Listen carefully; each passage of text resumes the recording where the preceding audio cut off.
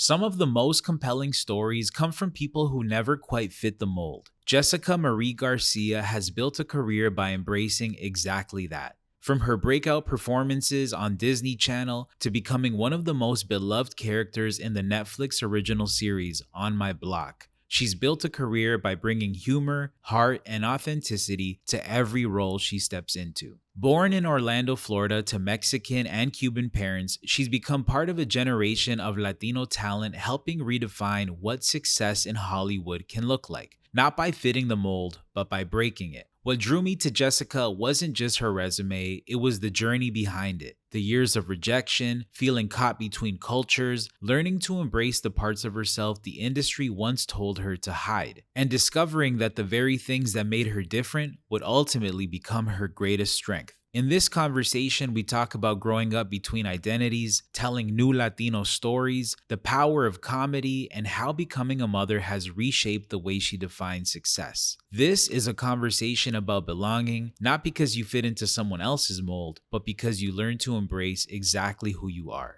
My name is Alex Narváez, and this is Grayscale LA. Jessica! So nice having you come through. I'm so excited about this. So this is the first time we're meeting in person, yes, right? And I've seen a lot of your work online. We connected, we were IG friends first, right? And of course, I've seen a lot of your work over the years too, right? So when we connected online, I'm like, this is such a familiar face, right? And of course, going down the research rabbit hole to prepare for this conversation, I learned even more about you, right? I'm terrified about that. What did you find out? I found lots of things. Okay. Everything from you being, a former karate expert to early roles that you've played, to growing up in Orlando, to growing up in a Mexican Cuban home, right? Yeah. Like I've learned the gamut of what I could find online. But it's different sitting down and having like a human conversation with somebody, right? So this is where I want to dive into, like, get to know you. I think you know a bit about the series. It's called Grayscale. Grayscale is really about having conversations that like thrive in the in-between. Okay. Right? So it's like everybody, when they see a successful person, they see an actor, you see someone on TV, you see the final product, but you don't see the in-between of how they got there, or what the humanity is behind the person, right? So that's what this conversation is really about, right? Is to find like intimate moments that you feel comfortable sharing, right? So why don't we start with, I feel like this is a interesting time. As you know, I'm from Toronto originally. So me coming to the US, California last year, a lot of people were like, man, you came at a weird time. You came at a weird time industry-wise, and you came at a weird time politically. So I'm also navigating what LA is and what it looks like, what the Latino demographic looks like here, where I fit in, right? And I feel like you, as someone who came here quite young yourself, you're originally from Orlando, and I think you were 18 when you moved to LA, right? You did very good research. I go in deep. You did. So tell me about that. I mean, what was that like for you? Because I feel like that's a shared experience that I could relate to you now as a much older person, but still understanding like someone that's moving from I'm coming from a different country entirely, but you coming from Orlando with like your hopes and dreams, aspirations to make it as an actress, and then come to LA, one of the busiest entertainment hubs in the world. What was that like for you at that time? It was so scary, and I remember it so vividly. I'm an only child, and my mom is my world. And I was moving 3,000 miles away from her, and I didn't have really a safety net at all.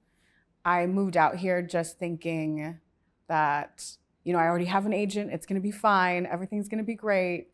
And it was terrifying. I moved in with my best friend at the time, who ended up like abandoning me 3 months in, so I had nowhere to go.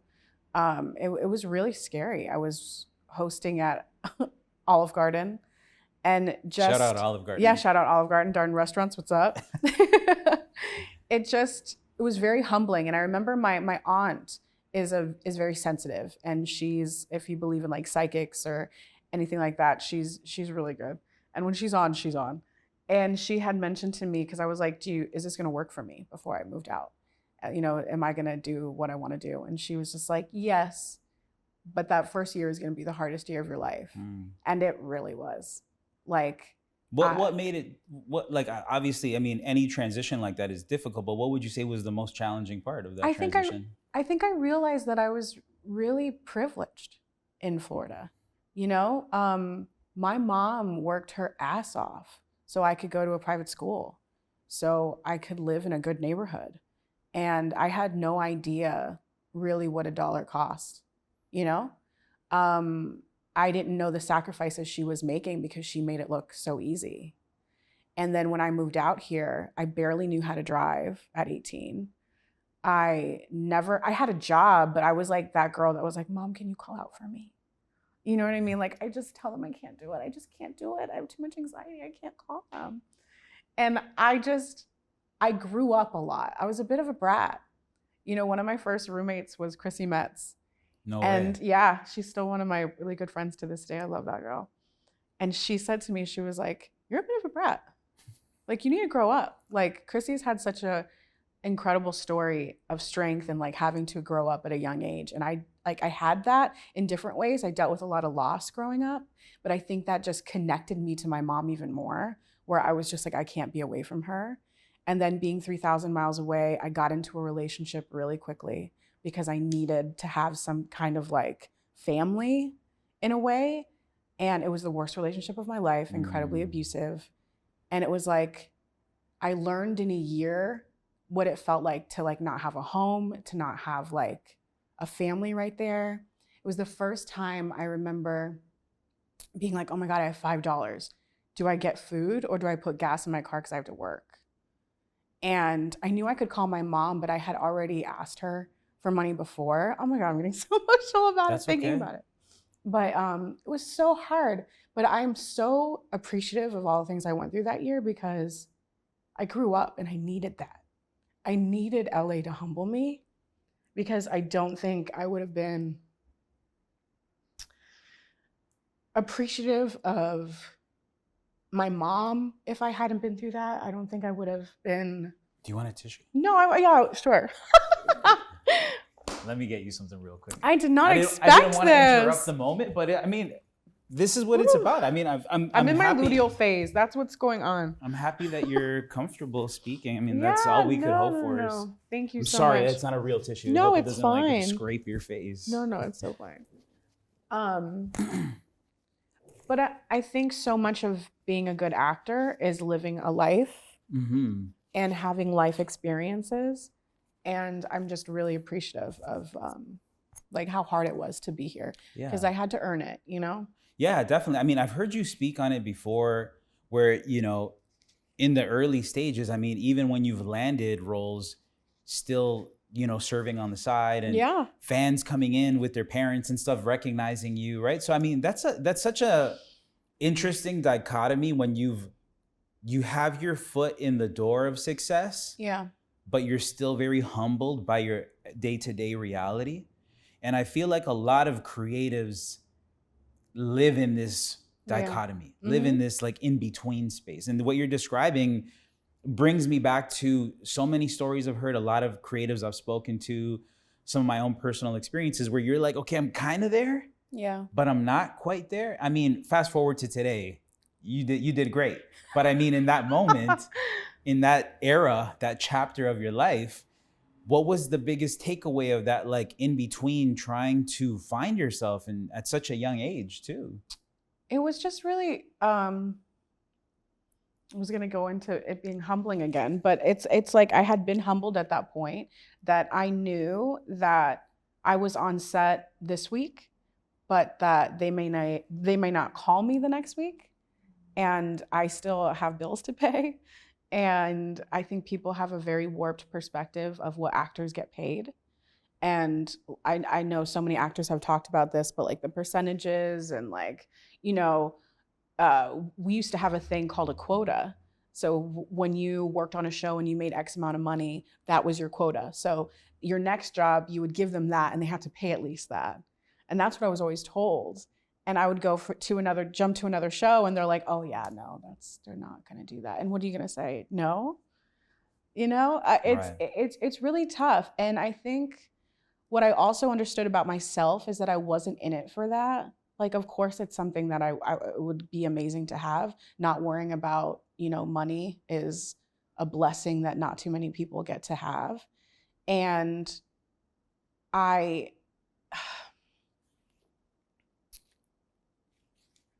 trying to think of what I was going to say.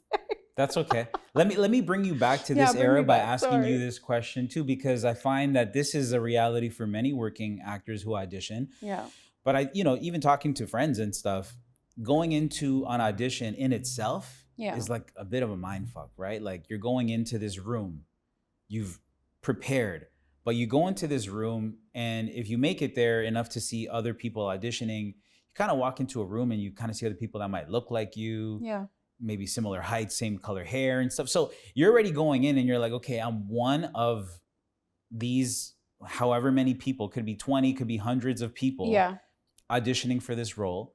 But it also does something, I think, to your psyche when you go in and you see other people that somewhat look like you, because then you feel like this is what Hollywood or the industry or this particular producer or film thinks that I am. Yeah.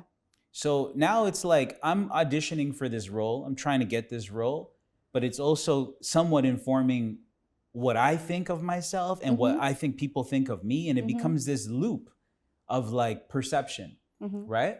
So you being a veteran now, I mean, you've been doing it for a long time. I'm sure auditions have been something you've, learned to do fluidly. Like you've probably done hundreds of auditions, right? What does that audition process look like to you now versus when you started? I mean, how does that impact your psyche? It's two very different worlds. I miss going into a room and connecting to a human being and having somebody direct me. So much of what I praise myself for is that I can take direction. And you don't get that from a self-tape. You have to make a choice after reading, sometimes not even the full script. Like they're just giving you these sides. It's a very vague breakdown. And they're like, make this a human.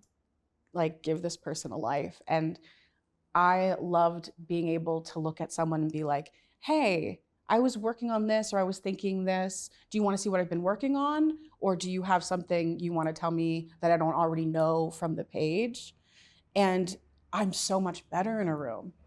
I am charming AF, and I can't necessarily give that to you in like a 3-minute video, And I think that I miss that. I miss that human interaction. So much of what I love as an actor is being able to work off somebody. Right. And it's kind of taken away from you. But at the same time, I love the fact that people throughout the world can put in a self-tape. I think that's amazing that we have the opportunity to give a new, incredible talent to uncover that, maybe not from LA because we're bringing in all these self-tapes, but I do miss it. I miss it a lot. And to be honest with you, if I can be on a little soapbox, I think we're doing a disservice to the next generation of actors because they don't know how to take direction. They don't know how to make that tape in 2 takes in front of 80 people that are waiting to eat lunch and hoping that you get to this emotional place or that you, like, it's a whole different dynamic. And I feel like we're not giving them that because we don't even know how they can speak to one person they don't know that they just met 3 minutes ago. When you are in a room with 15 people that you're like, oh, she looks good. Oh, she got that book, that last thing. Or like, oh, the casting director came and gave them a hug. Oh, she got it. Like there's so much mind fucking that goes on in that room that you have to be mentally prepared for. So if you just were able to, out of 90 takes you might have done, get 2 good ones, and then you book that role, you don't know what that pressure is like. Right. That's not fair to them. It's a totally different, I didn't even think about that. It's a totally different approach. Being able to be in the comfort of your home without any distractions, right? And be able to do as many takes as you think you need until you get it. And that's a hopeful situation because a lot of times it's like, oh my God, I got to get this tape in. Right. And I still have to get off my other job. I have 3 kids screaming in the other room. I have to keep them quiet. You know what I mean? You have you have laundry being done. You have to get dinner in 3 minutes. Like you had the worst day of your life. Like it's not necessarily like, oh, it's made for you. Like you've had nothing to deal with in order to make this tape, but you do have more of a chance of that. Because you know what I mean? When you're doing those auditions, you still like, oh my God, couldn't find parking and you got a ticket. It's still like the worst day of your life if you have to come in and connect with somebody. Yeah. It's just, I miss that. What would you say is, I'm listening to your auditioning process, and I've thought about some great roles that you've landed, and I'm like, obviously these have come from great auditions as well, right? Have there been moments during your auditioning process where you felt like, man, I did not nail that, and like you've got a call back, or anything like that, where the auditioning process has surprised you? Yes, I think that I've had more where I'm like, oh, that audition felt really good and I didn't get it. I can't think of one that I got a call back for and I wasn't like, okay, that felt really good. Because I will tell you something, I don't really book off self-tapes. Like that's something I need to work on. That's no one else's fault but my own. Like I need to find out what, I'm lacking in a self-tape in order to get seen like that. Most of the roles that I get now are kind of like, either they bring me in. We're gonna start shooting your self-tapes in here. I would love that. Yes, I need good light. I need all the things because you have to be like a definite multi-hyphenate in order to do this now. And it's like, it's a lot. It's a lot to like build this setup and get someone to read with you. And I'm not saying it's impossible, and I understand like the benefits of it, but it doesn't take away how difficult it is and the added pressure.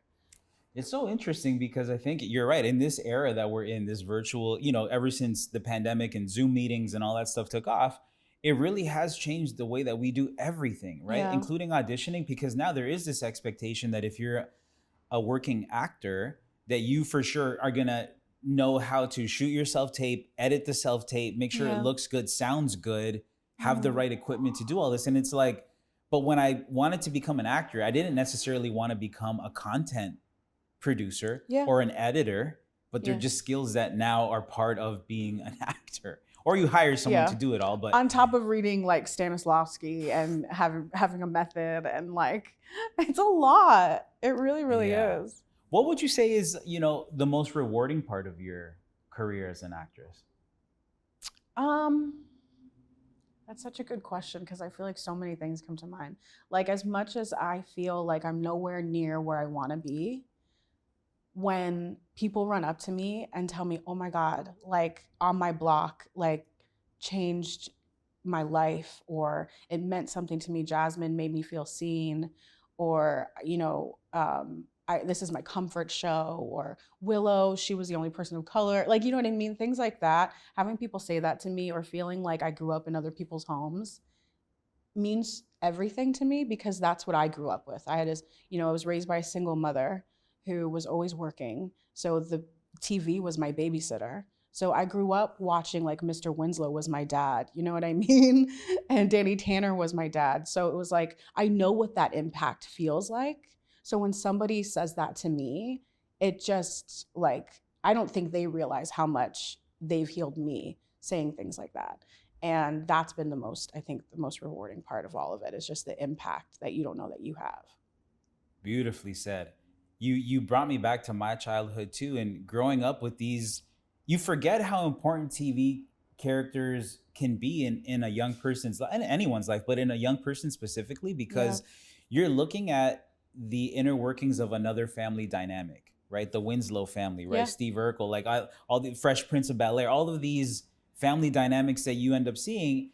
And I think good TV does a job of presenting a family with, its drama and its problems, but there always is like parental figures, guiding figures that you look up to as a young person watching TV. And I think you're right. I think with your role specifically in On My Block, I think that was like a really, would you say that till this day, that was your breakout role? I mean, I know you were on Disney and all these things, but I think that the way that show was received and the audience, the way it impacted the audience, there hasn't really been a show like that for young Latinos, for young people of color, right? Yeah. So I think you being on that show, for sure, I could see how you did that for people too. It also just meant a lot to me because growing up, there weren't a lot of brown families on TV. So I always gravitated towards the Black family shows because I was like, that's the love that I'm used to seeing, or that's the dynamic I'm used to seeing. So to be a part of a show that was a Black and brown show meant so much to me, because I feel like we just see so much like anti-Blackness in our community, and it just kills me. So to be a part of a show that I feel changed the narrative a little bit and allowed, you know, Black and brown friendships to settle and not worry like when one was going to stab the other in the back, made me so happy. I think your character too, you know, is interesting because initially it almost seemed like your character was like the loud, what are you talking somewhat about? like obnoxious kind of character, right? Like, but still familiar, which is why I think a lot of people liked it. Like a lot of people could relate to like, oh, we have a friend like that. Yeah. Right? But then the story arc, the character arc as it developed was cool because it almost shows the very human side of why somebody's even like that. Like why they feel like they have to overcompensate, right? To be that loud and be that kind of boisterous person, right? But at the same time with a comedic element. Mm-hmm. So what I want to ask you specifically, because I know integrating comedy into your characters is a thing that you do very well, right? How do you create a character that's funny without making them a caricature?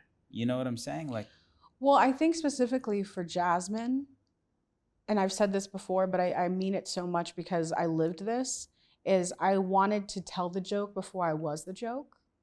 You know, when you're a kid, I was like overweight, super furry, psoriasis all over. Like I was made fun of a lot. And something, like the only thing I got besides the fur from my dad was his comedy. He's so funny. And I remember feeling like if I made you laugh, then maybe the spotlight would be on me for something else. And then on top of it, really loved the attention, really loved making my grandfather laugh because he was such like a Cuban Archie Bunker.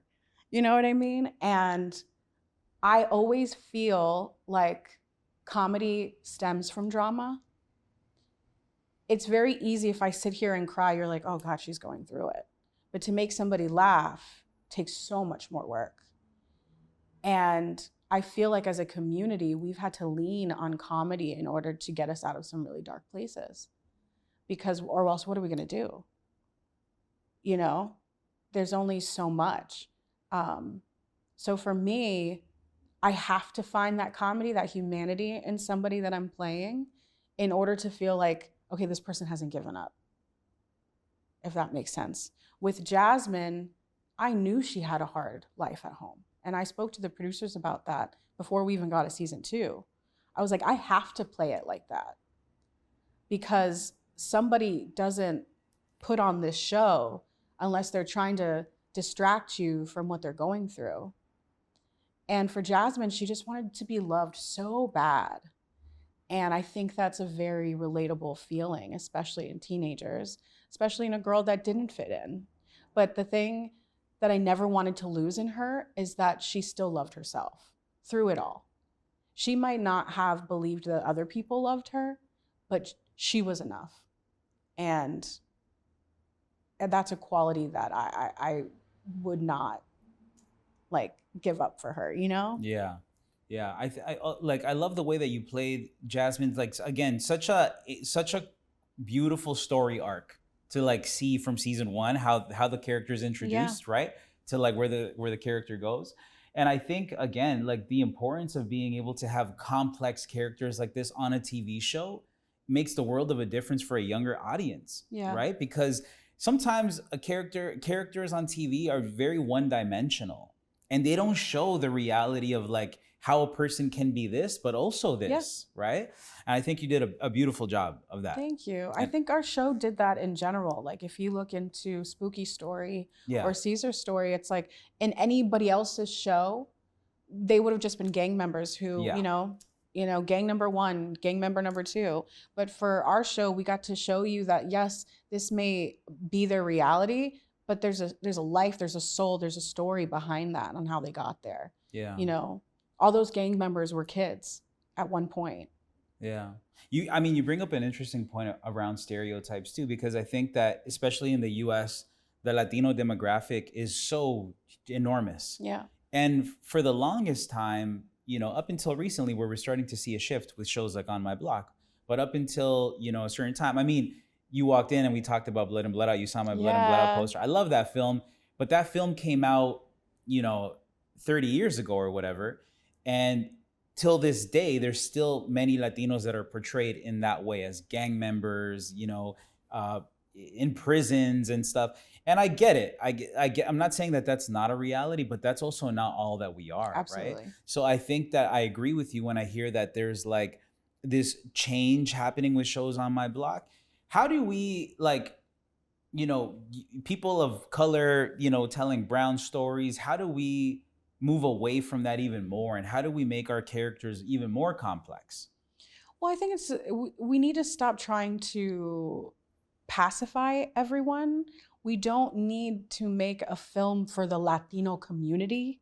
We need to make a film. If I'm making a film, I want it to be something that I love and that I like and that hope that other people will like it. I think if you go into something and think like, okay, this is the blanket project for all Latinos to go to, and if all the Latinos don't come and see this movie, then we're not making another Latino movie. That's not fair. We are very complicated people. And to decide that, okay, this is our experience and it's the only one that is palatable enough for a Hollywood film is insane. Yeah, like a one size fits all for this entire demographic of people. It doesn't work that way. Exactly. And that's why I also think that On My Block worked, is because yes, these were Mexican kids, but you didn't necessarily go, oh, these are Mexican kids. Like they're only talking about Mexican stereotypes or Mexican things, and that's why I think so many people gravitated towards it, because they could see themselves. We didn't have to like make it so specific. Yeah. And I'm like, just write a script, love it, and then hire Black and brown people to do it. You don't have to change all of this in order to like, well, this isn't Latino enough. It's like, what does that mean? If a Latino person wrote it, a Latino person said it, how more Latino do you need it to be? And it's like a lot of studios stop it before it gets made because they've decided that, first of all, there's only 3 Latinos that we will let star in a movie. And then it has to have a certain amount of sombreros and chancletas in order to make its way. And that's the reality. Right. And I think even the Latinos that we think have made it, that are A-list, are still told that they only have a certain amount of power. And that is devastating. Yeah. I mean, this is such a heavy conversation that I get into with so many Latinos in the creative space, in the storytelling space, because I feel like we've been put in a box, and as much as we want to climb out to tell new stories, sometimes we're not given the access or the funding or the resources to be able to tell new stories. And the gatekeepers are the ones that keep saying, oh, you want to tell a Latino story? Tell this one. Yep. Tell this one with the gang members or with the chancleta or whatever, right? Tell this one. We don't want to hear about like this other one. So, I mean, you're on an interesting journey right now because you're self-funding. Yep. You're working on projects on your own. You're like, I'm tired of waiting for people. I'm going to do it my own way. Yep. So tell me about this journey and like, how have you found the support of the community? Well, I've been lucky to be in enough rooms with hungry, talented Latinos that are constantly trying to find like the next project, the next like movement that we can all come together on. And for this specific film that I'm working on right now, is I'm executive producing. So this is a new role for me. Like I've done it a few times, but I feel like this is the first time I've really taken on responsibilities that I hadn't before. This is the horror film? This is the horror film. Yeah. And we're fundraising. And nobody likes asking people for money. And again, people think that you're a millionaire and you're like, nah, babe. Like, nah, babe. And fundraising has been difficult. You're asking people for money that don't have money, that are also trying to fund their own thing. So it's very, very difficult. But I will say that there have been individuals that I thought would at least bring attention to, repost, or send some kind of support our way that didn't. And like, it's disappointing. It's disappointing because, again, we're only going to go farther together. And if we were to make a 3 Latina led horror film with a Latina writer director, which we've all been asking for, everyone's yelling from the rooftops, like, we need to be making our own things. We need to be supporting each other. And then out of the other side of your mouth, you don't watch, support, repost, write a check, anything. It's performative. Right. And that's the part that kills me, because there are so many people that are just clawing to get their way up there that would give you the shirt off their back. There have been people that have come out of the woodwork that are like, hey, I know social media, let me help you.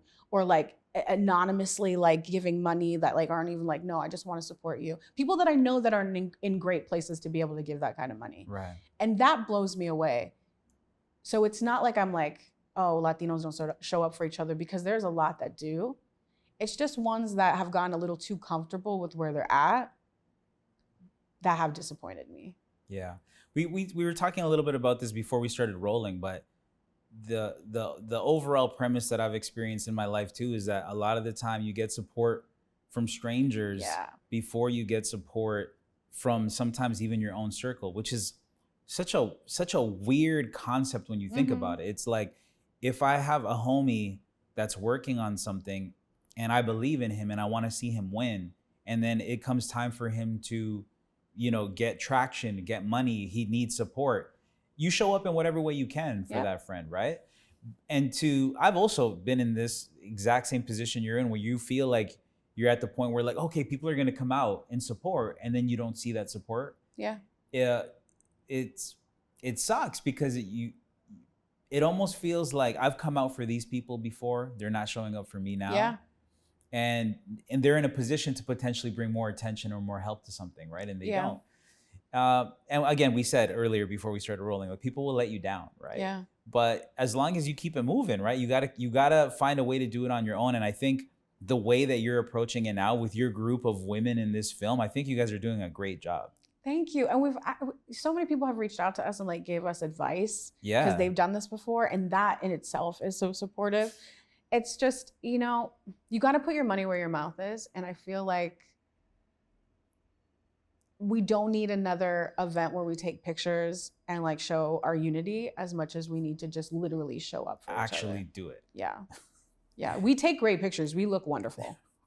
But there needs to be more action behind it. Yeah, that's a great point. I've also been to some, events, panel discussions, just things, right? And there's a lot of great talk. Yes, and yes. Right? We're good at talking. Yeah. We're inspiring as fuck. Yeah, we're inspiring, but that there needs to be more action behind the talk, right? Yeah. I agree with that 100%. And I think it's conversations like this that start, that help progress. Somebody watching this will be like, yeah, I'm gonna reach out and help Jess with this film or whatever it might be, right? Like, we need the support, right? But I think that's great. So tell me a little bit about this project. So when is the premiere? Like, where in the process we haven't are even you? shot it. Yeah, so you're nothing. No. You're fundraising. You're fundraising. Literally at the beginning stages. Yes, we are, like, I think at 44% funded. And it's this incredible short film called The Hidden. And it's about 2 sisters, Latinas, of course, Michelle Prada and Isabella Gomez. And they are renovating a house. They're trying to be like home flippers, but they're also like maybe trying to make like themselves like influencers in that way to try and make, to get funds. Well, they get the wrong house and they uncover things they should have never. And I play a role you've never seen me do before. And yeah, it's Evil Dead meets strangers. I think you're gonna see the ladies do things that you've been rooting for in the past that you don't get to see very often. Cool. And we have our token white guy. We have Lucas Adams, who's a fantastic actor. He was on Liv and Maddie with me, and now he's a soap king. It just makes me happy because there's so much talent in our community, and I just want to be a part of something that people said we couldn't do. You know what I mean? I like being underestimated. So with this project specifically, like I'm fighting tooth and nail. I'm like trying to find any trick out of my bag to make this work. Yeah. And again, I mean, I feel like the awareness, hopefully this brings even more awareness too, but like, I want to come out and show up and help too. So Please. let me know what I can do too. Obviously we'll continue the convo later, Yes, but yes. this is what I think we need more of. Yes. Is like just support and building community, right? Mm-hmm. Anyone that knows me knows like I'm not just talking, like I come out and I do stuff. So I'm hoping to like activate with you and whoever, like we need to start coming together and doing more, you know? So Absolutely. I love what you're doing and with your Thank group of you. women with this film. I feel like the Black community has done this very well. And I'm saying the Black community because they have iconic films and projects that will stand the test of time, Yeah. right? And they've been doing it well outside of Hollywood without Hollywood support, right? For a long time. They've created their own Hollywood, right? They have their own filmmakers, their own production companies. You know, people like Issa Rae can flourish and create amazing content. And I think it's our era now. It's our time, right? Like we just need more people like this coming together, you know? So I'm very happy to see you guys with the first, you know, instance of the film going out and doing the fundraising. I know we'll make it. I really know that we will. I believe in us. I think so too. Thank you. I think so too. I want to go back to something you said earlier about, you know, Hollywood doing the one size fits all. Yes. Right? I think the reason that also doesn't work is because Latinos from different countries, from different regions, we have different customs. We have different ways of speaking. We all speak Spanish or Portuguese or whatever, but like, you know, or not, you know, but we all come from, that's what I'm saying. Like Chicanos are their own thing. Chicanos, a lot of Chicanos that I meet don't speak Spanish. You know, some speak, you know, like Brazilians or Latinos too, they speak Portuguese, right? So one size doesn't fit all. It's not possible for content or film, right? So I think when you look at that, how do we create stories that still carry our heritage proudly, but is not necessarily about appeasing everybody? Like, what would your approach be? Because I know you write as well, right? So when you're approaching storytelling, how do you approach that? Well, for me, I write what I know. And I don't try and pander to an audience that I am not familiar with. You know, like I'm Mexican and Cuban, but I grew up in a Cuban household. I didn't know anything about being Mexican until I moved to LA. And that experience is very different than, you know, watching the George Lopez show growing up. Right. You know, I feel like for me, I just have to write what's passionate to me, and anyone else is going to see that as phony if I stray, you know? And I think Latinos more than anyone else can sniff out phony like nobody's business, and they'll turn off, like that's it. So we just have to not like patronize them. I don't like it when people are like, oh, this is the Latino this is the Latino that. Like, stop. Just make the thing. And if it's good, Latinos will come. You know, I think it's just realizing that we shouldn't have to fit into a box. And I don't know, it's tough. Or actually, if I could like even expand that more, is like Latinos, we're not a monolith, right? We come in all different shades. Like we should be able to even audition for more things where it's not necessarily, well, they didn't put Latino on this, so we're not going to see you. It's like, what? Like, I can't tell you how many times I only audition for voiceovers for Latinos.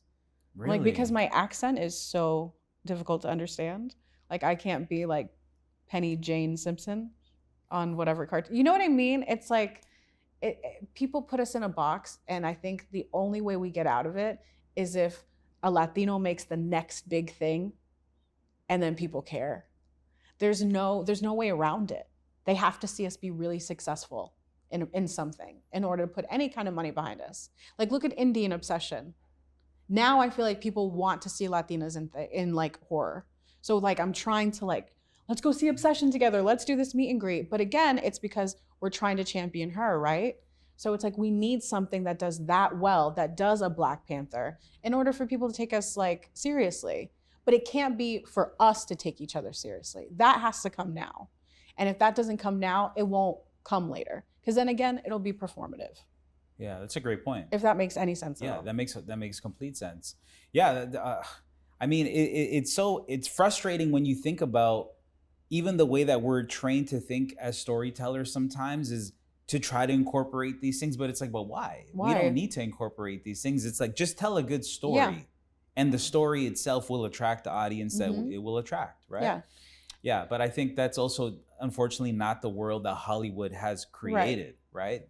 Hollywood is segregated in that way. Yeah, you know? And also it's like, if I'm talking about an easy, palatable Latino film, they have to be Mexican or they have to be Cuban.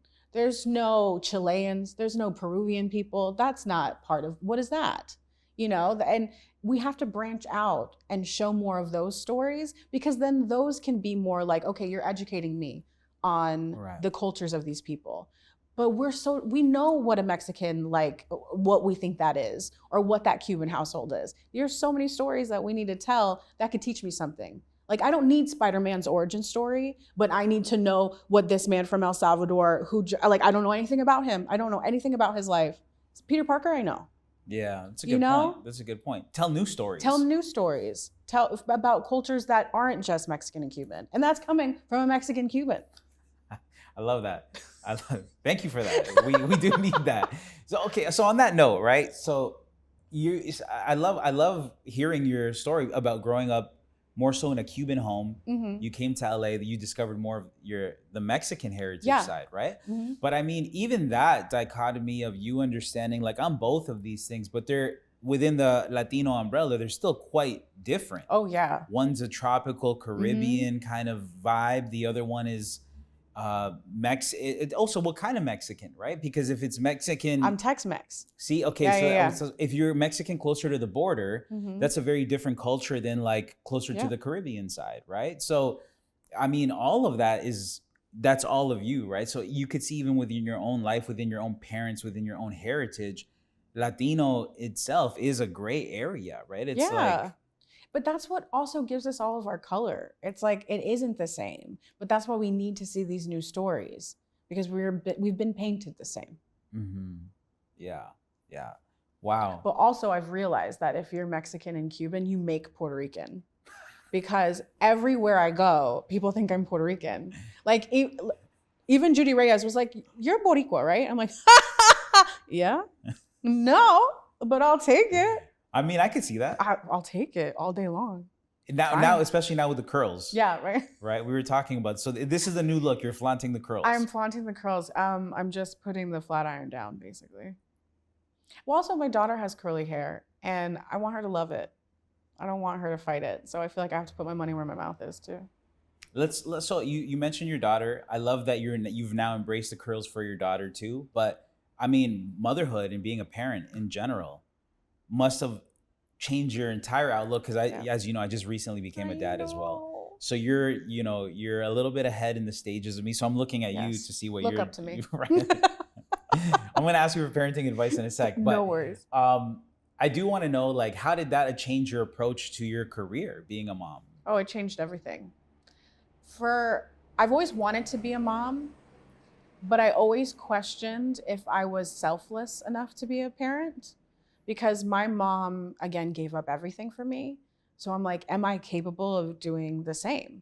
You know, like, I'm an actor, I love attention, I have big dreams. Like, am I gonna be able to devote my life to this child?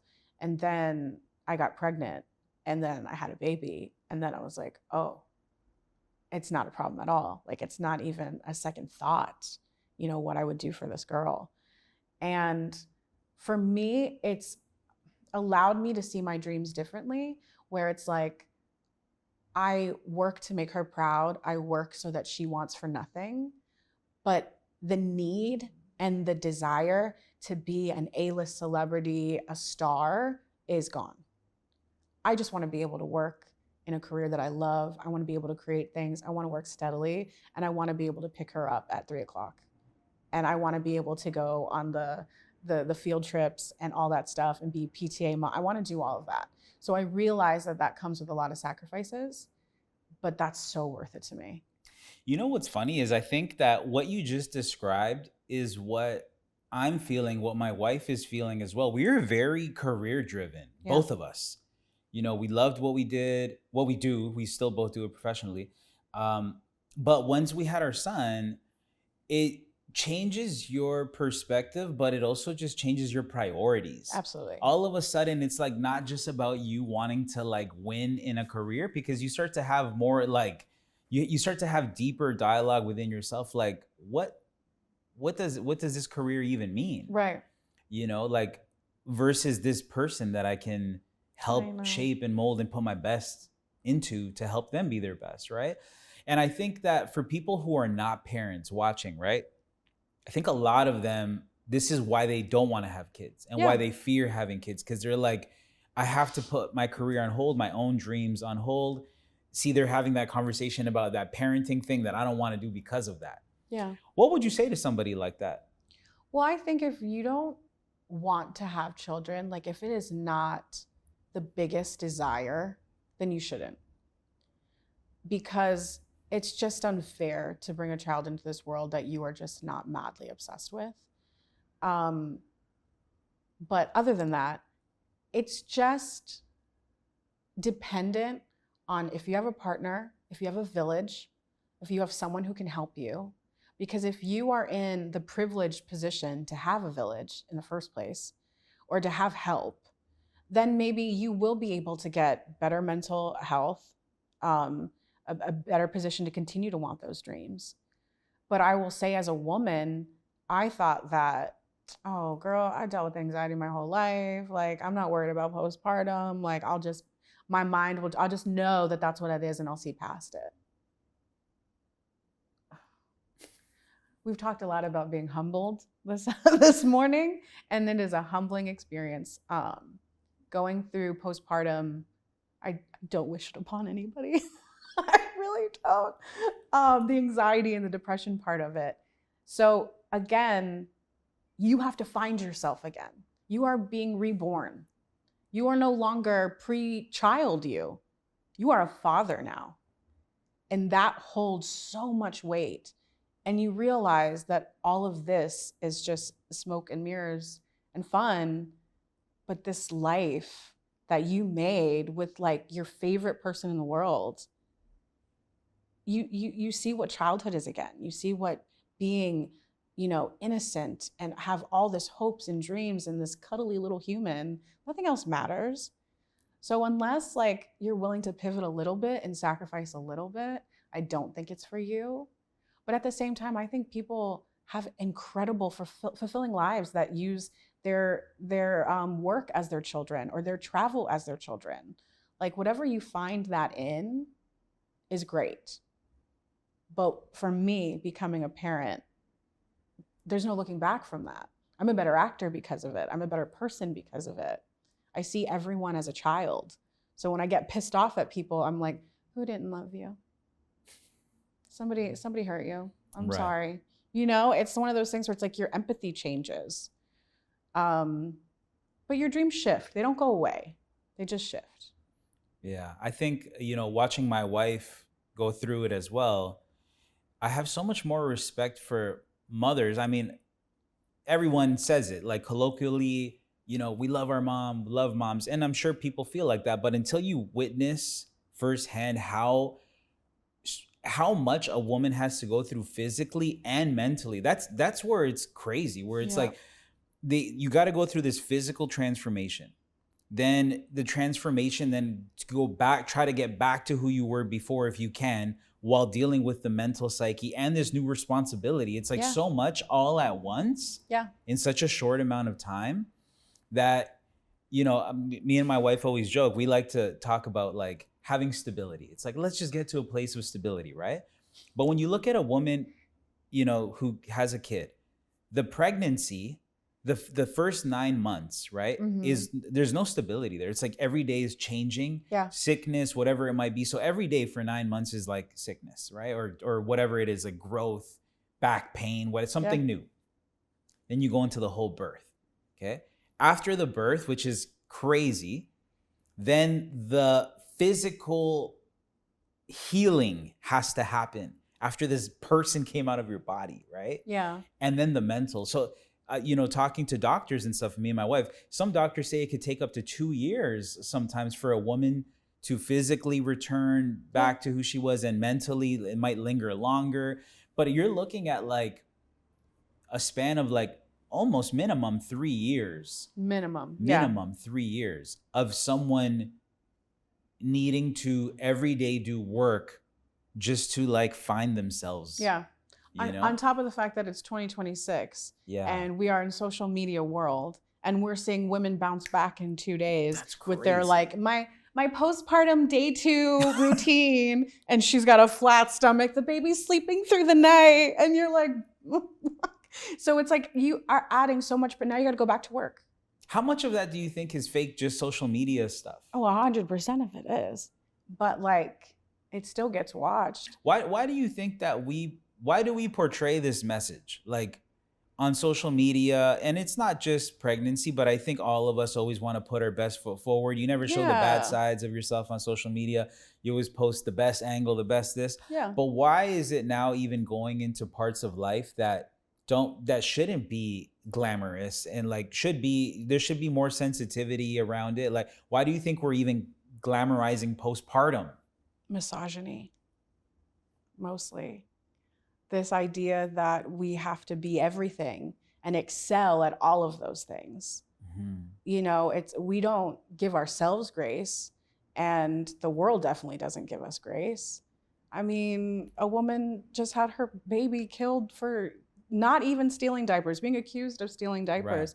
Right. It's like, and then just hearing that story, right? So you have a woman that's going through postpartum and she's scrolling, and that's the first story she reads. And then there's another one where a child dies in childbirth. Like, you know what I mean? It's just, you're inundated with so much horrible trauma. We weren't made to absorb all that. And then to add, then we see somebody that's just in a perfect life, which is obviously not true. And like, you think you're gonna be like a normal human being when you can see every atrocity going on in the world. Yeah. It's awful. It is awful. Social media is this weird thing that's connected us all. In some ways it's great, but in some ways it's dangerous and it's bad. Now we don't know what's real. Yeah, and I feel like we're also headed to this place. I mean, as technology so quickly advances too. I mean, just the other day I got fed, maybe because the algorithm saw me going down this like spiral of tech and AI, but the one of the first guys that got the chip in his head is like showing up on my feed now, talking about what chip? Like he has like a, I don't know what the chip is, like right here behind his ear, and he's one of the first people integrating this kind of tech. It's a computer in your head? Like, what is it? Basically. Yeah. I don't know all the inner workings of it. It just started Isn't to show. Isn't that just a brain? Like, what? What are you doing? But this is where we're at. This is like in 2026, this is where people are starting to get chips and like social media. It's like, it's just happening too quickly now. Throw it all away. Just throw it all away. We're done. How do you think, so on an aspirational note, because this is dark, but also I want to keep it real. Let's keep hope alive. So the 50-year-old version of yourself. Okay. With the way that the world is going, with tech and AI advancements and how that's impacted studios and all of this stuff, right? Where do you see yourself as a storyteller at in 50 years, when you're 50? I hope to still be acting. I hope to still be bringing like strong women's stories, but I also want to be directing and producing and writing and making those stories as well. I don't want to just act in anything anymore. I want to be a part of the creative process. That's great. From like here on out.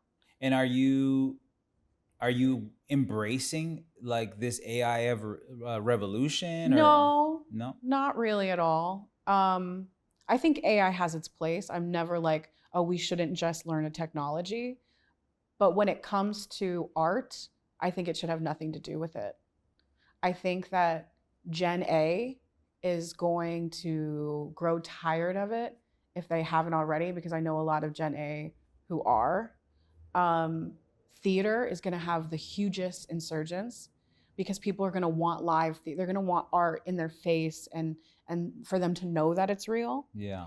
And then I think we're going to go backwards and then come slowly back into this. That's a great point. I do think that you're right. I think that because of all this AI and like we were saying, you're getting inundated with all this, like these, social posts. I think that people are hungry now for real connection in a way that we haven't been in a long time. So I think you're right about that. I do think theater and just like analog art, like vinyl and things are coming back more heavily now because people just want a different kind of connection aside from like this digital virtual world. Yeah.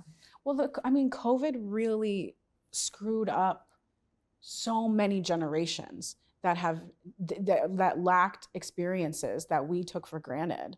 Like, kids not graduating, kids not doing like kindergarten, like not being able to play with your peers or just be able to have those true life experiences are going to make you, not be great in social situations. So we do have like teenagers that it's cringe to smile or be like, but we raised them to be that way. We gave them an iPad and said like, gain a life. It's so hard. I do not envy what so many young generations have had to go through, but I do think that they're smart and they call BS really quickly. And there are kids now that don't even want like Apple phones.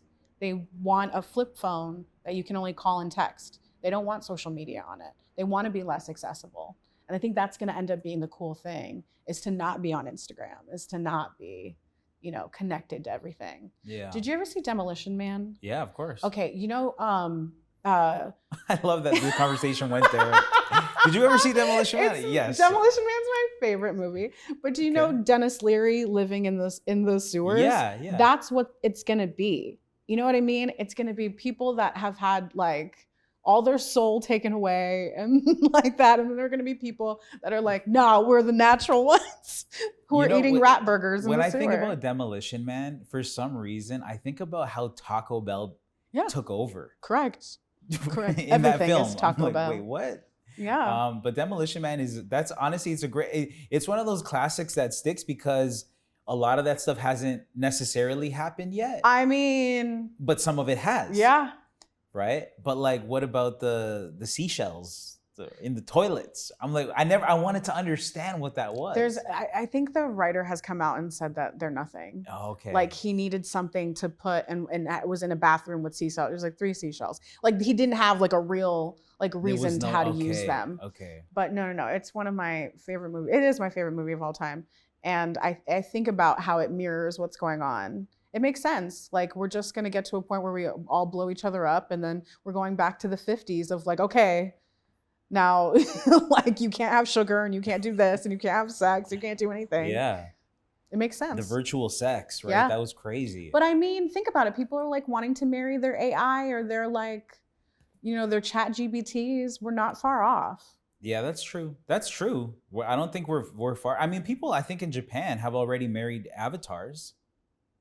The blue avatar? No, like computer avatars. Oh. So like there's things like that are already starting to happen. Good for them. So I'm like, okay, we're not far from that film. No. A lot of sci-fi films, have been somewhat accurate. The Simpsons, we're cooked. The Simpsons.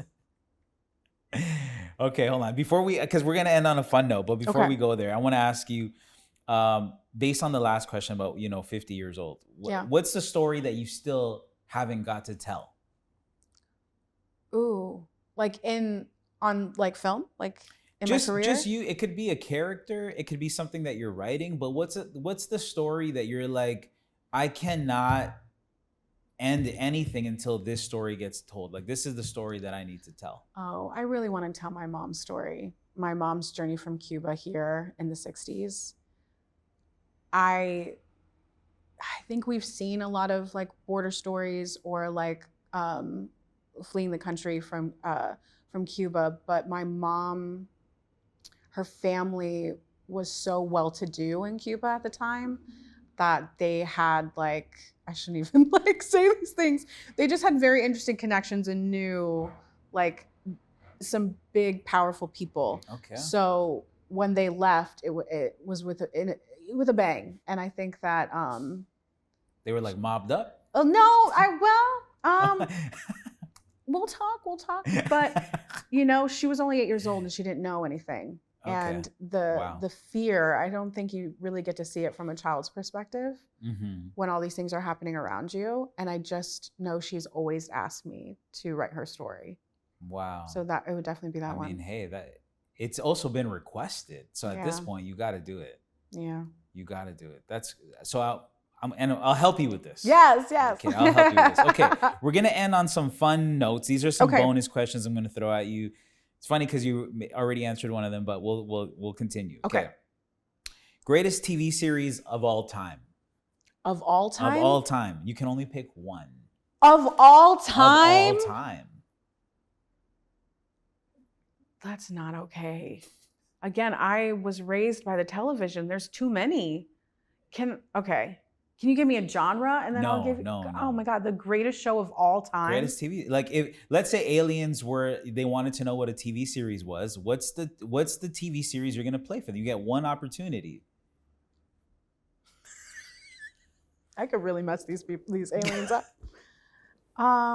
Well, you mentioned Family Matters, so if you want to stick with that, you can. Family Matters is great. Family Matters is great. Definitely not number one. You know what? This is going to be such a strange choice. Okay. But I love this show. Which one? Welcome Back, Kotter. I don't think I know this one. It's where John Travolta got his start. Okay. It's like the first time I ever heard of a Puerto Rican Jew, Juan Epstein. It's so good. What network was this? I'm trying. Oh my God, this was like in the 60s, 70s. Okay. Yeah. Welcome Back, Kotter. Okay, I'm gonna have to find some reruns. It's a classroom. I used to watch it on Nick at Night when I was a kid, and it's a classroom, and it's a teacher, Mr. Kotter, and he's like young and cool, but he's like teaching in like a very rundown school that he used to go to, and there's a group called the Sweat Hogs, and they're like the gang of misfits. And I think that it really fed my love for like ensemble comedy, and it's a really great show. I love that. Now we all have something to go dig for. Like this is dope. Okay, great. I like that answer. Greatest comedic actor of all time. Comedic actor? Robin Williams. Oh. That you fired that one off pretty quickly too, so you had that one ready. I look up to him so much. And I've been thinking recently who has passed, who's a stand-up comedian who I would love to see a special from, like especially in this climate. And it's Robin Williams and George Carlin and Richard Pryor. Honestly, the three of them, I would love to just know what they would have to say about 2026. Yeah. But Robin Williams is the GOAT. Okay, best Robin Williams film. Handful of classics there. Oh my God. Can I do two and have them like, because they're different? Okay, fine. Okay. Just performance. Okay, fine. Just performance. Good Will Hunting and Jumanji. Ooh. Two very different performances, but yes. Mrs. Doubtfire didn't make it. Oh my God, I didn't even think of Mrs. Doubtfire. Mrs. Doubtfire is fantastic, and I've watched that one probably way more than Good Will Hunting, but I just recently watched it again, and his performance that's where the comedy stems from drama. Yeah. Like any comedic actor can kill a drama, but not a lot of dramatic actors can make you laugh. That's like a good point. But like Robin Williams, like, oh my God. But yeah, Deaf Poet Society, okay. Good choice. I mean, yeah, I think you're right too on the dramatic side. He didn't have to be funny because there was a lightness when there needed to be lightness in the scenes. Because you can't help but love him. Yeah. He has like that charisma. Yeah, you're right, Dead Poet Society too. He also did some dark roles. What's that movie where he works in the lab developing film? 1 Hour Photo. 1 hour. Yeah, he's done all different kinds of roles. No, right? he's amazing. So, okay, Robin Williams. Greatest Latino film of all time. Okay, so I've been thinking about this because I just figured you would ask me. I want to be incredibly authentic. Okay. because I didn't grow up watching a lot of like Latino-led films, but Selena changed my life. Like it did. Can't go wrong. That's a good It choice. really, really did. That film didn't introduce me to Selena. I had heard her music before, but that movie changed the trajectory of what I thought I could be and who this woman was. And I had to be close to her. So my daughter's name is Selena. But, beautiful. Yeah. My niece's name is Selena as well. So I think a lot of people were touched by Selena, but also that film was an incredible film. Also, what a great breakout role for J-Lo too, right? Like, oh my God. It's like, wow.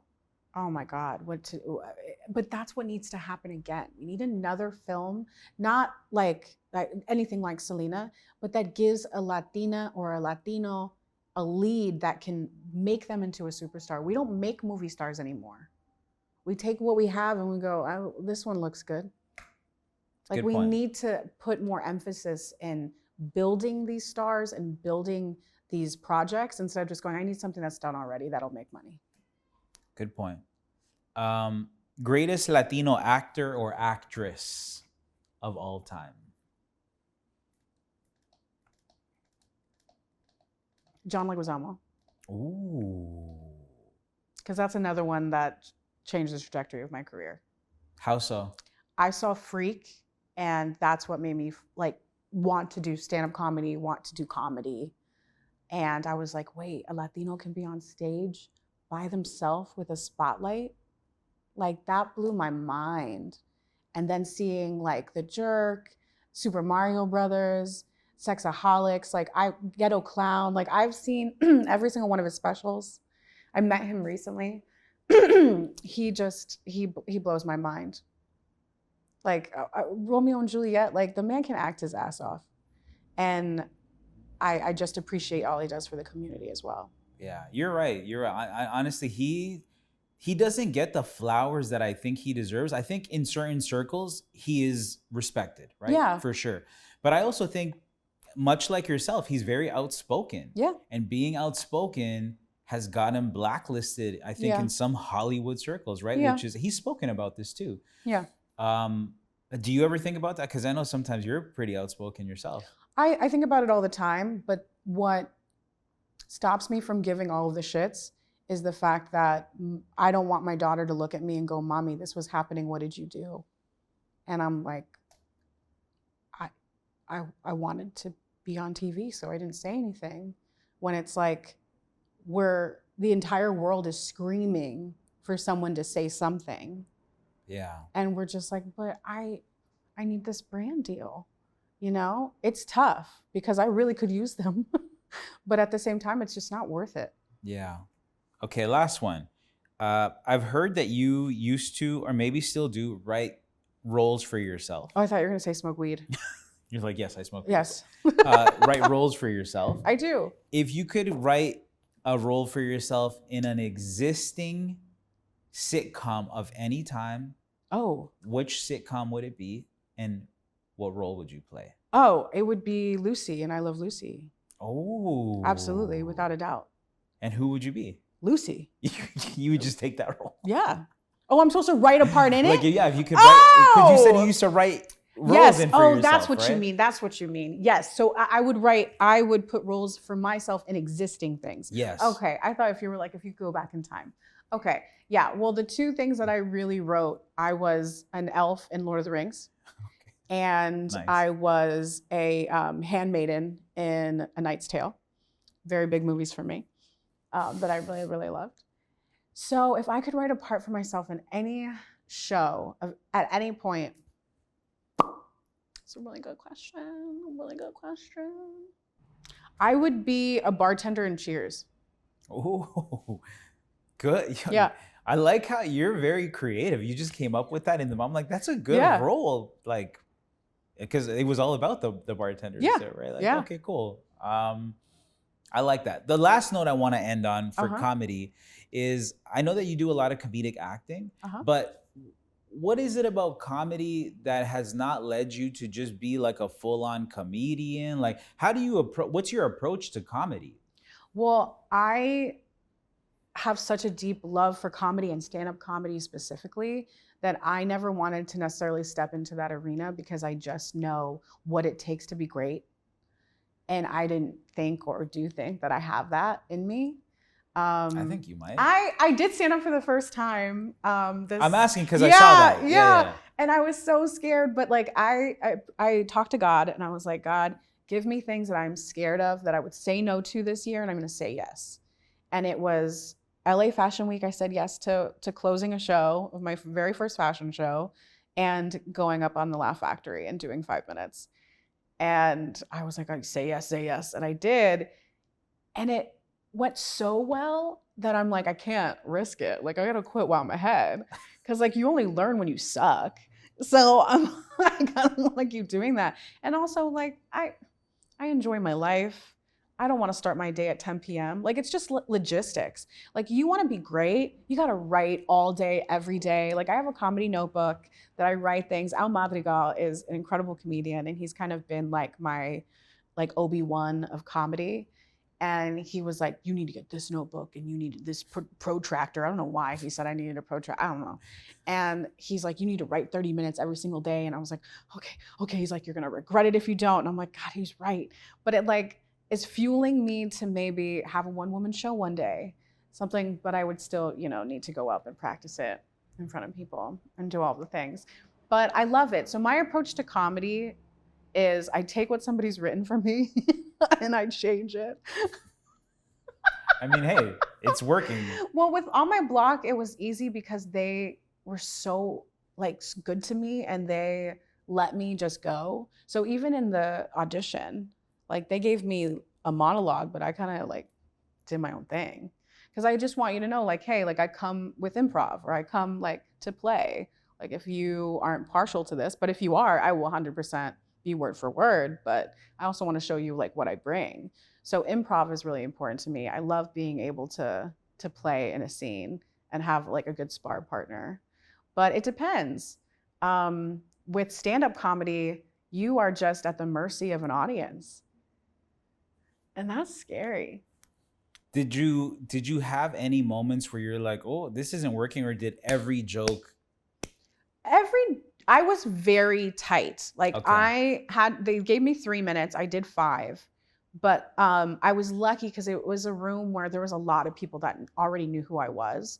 So they were very kind to me, which also could have been why it was good. Right. But I didn't feel like I died. I didn't feel like there was any moment, but I've been on stage where I've died so many times, like in just theater. Right. Where I know what that feels like. Like I remember my freshman year of high school having to do monologues for the senior class and just standing up there and not uttering a word and having to have a teacher go, Jessica, do you want to sit down? And I'm like, yeah, and like never get up again in my life.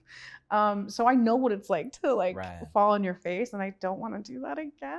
Those are all great learnings, though. I mean, it sounds like from what you're sharing, I mean, I wish I was there, that it went great. It did go well. I was really proud of myself. I hope to see you do more of it. It felt good. It felt really good. Well, hopefully the one woman show comes to life. Yes. I'll be there. Yes. My own little freak. And thank you for coming through. Thank you so much for having me. You're so good at, sorry. Thank you so much. Thank you.